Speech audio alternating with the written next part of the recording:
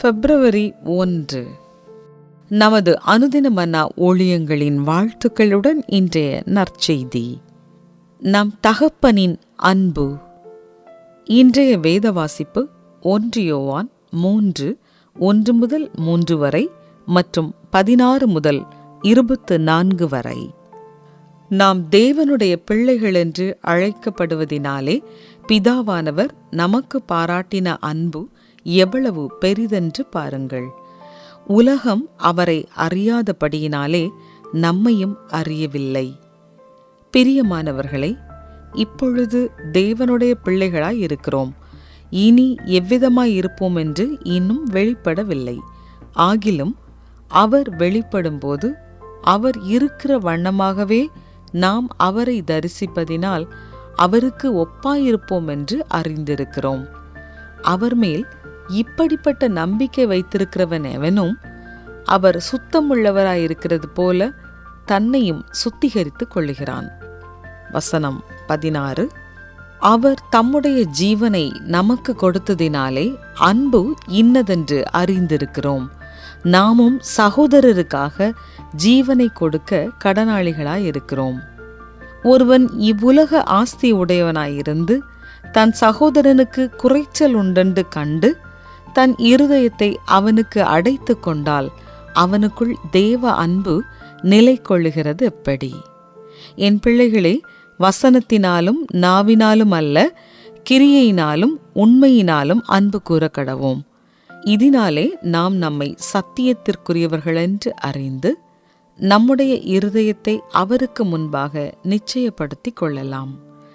நம்முடைய இருதயமே நம்மை குற்றவாளிகளாக தீர்க்குமானால் தேவன் நம்முடைய இருதயத்திலும் பெரியவராயிருந்து சகலத்தையும் அறிந்திருக்கிறார்.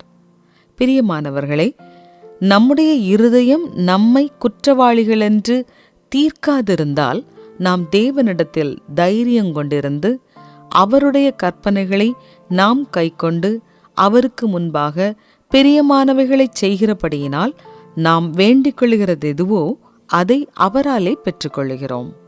நாம் அவருடைய குமாரனாகிய இயேசு கிறிஸ்துவின் நாமத்தின் மேல் விசுவாசமாயிருந்து அவர் நமக்கு கட்டளையிட்டபடி ஒருவரிலொருவர் அன்பாயிருக்க வேண்டும் என்பதே அவருடைய கற்பனையாயிருக்கிறது. அவருடைய கட்டளைகளை கைக்கொள்ளுகிறவன் அவரில் நிலைத்திருக்கிறான், அவரும் அவனில் நிலைத்திருக்கிறார். அவர் நம்மில் நிலைத்திருக்கிறதை அவர் நமக்கு தந்தருளின ஆவியினாலே அறிந்திருக்கிறோம். முக்கிய வசனம். நாம் தேவனுடைய பிள்ளைகள் என்று அழைக்கப்படுவதினாலே பிதாவானவர் நமக்கு பாராட்டின அன்பு எவ்வளவு பெரிதென்று பாருங்கள். 1 யோவான் 3:1. ஸ்னேகா ஜன்னல் அருகே அமர்ந்து பையை வைத்துக்கொண்டு தன் அப்பா வருவதற்காக ஆவலுடன் காத்திருந்தாள். ஆனால் பிரகாசமான பகல் இருண்டு பின்னர் இரவாக மாறியது. அவளுடைய உற்சாகம் மங்கியது. அவளது அப்பா மீண்டும் வரவில்லை என்பதை அவள் உணர்ந்தாள். ஸ்னேகாவின் பெற்றோர் விவாகரத்தானவர்கள். மேலும் அவள் தனது அப்பாவுடன் நேரத்தை செலவிட விரும்பினாள். அவள் நினைத்தது முதல் முறை அல்ல. நான் அவருக்கு ஒரு பொருட்டே அல்ல, அவர் என்னை நேசிக்கவில்லை என்று அவள் எண்ணுவது இது முதல் முறை அல்ல.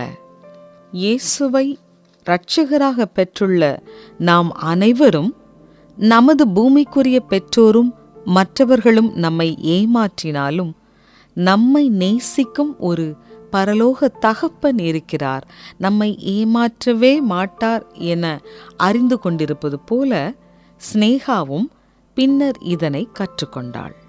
வேதாகமத்தின் 3 நிருபங்கள் மற்றும் யோவானின் பெயரை கொண்ட ஒரு சுவிசேஷம் மற்றும் வெளிப்படுத்தல் புத்தகம் ஆகியவற்றின் ஆசிரியர் யோவான்.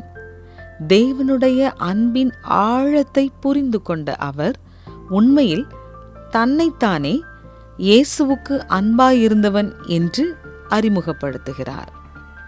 கிறிஸ்துவின் அன்பினால் வாழ்க்கை மாற்றப்பட்ட ஒருவராக யோவான் தன்னை அடையாளப்படுத்தினார்.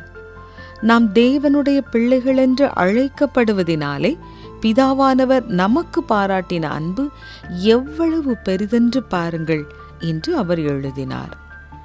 தேவன் நம்மை மிகவும் நேசிக்கிறார். அவர் நமக்காக தமது ஜீவனையே கொடுத்த தம்முடைய குமாரனாகிய இயேசுவை தந்தருளினார். அவரை எப்பொழுதும் ஜெபத்தில் நாம் அணுகலாம். மேலும் அவர், நான் உன்னை விட்டு விலகுவதும் இல்லை, உன்னை கைவிடுவதும் இல்லை என்று வாக்குரைக்கிறார். அவருடைய அன்பில் நாம் பாதுகாப்பாக இளைப்பாற முடியும். மற்றொரு நபர் உங்களை எப்போது ஏமாற்றியுள்ளார்? உங்கள் பரலோக தகப்பனிடம் நீங்கள் எப்படி ஆறுதல் கண்டீர்கள்? பரலோக தகப்பனே, நீர் என் மீது செலுத்தும் அளப்பரிய அன்பிற்கு நன்றி. நீர் என்னை ஒருபோதும் கைவிட மாட்டீர் என்ற உமது வாக்குத்தத்தத்தில் நான் இளைப்பாறுகிறேன்.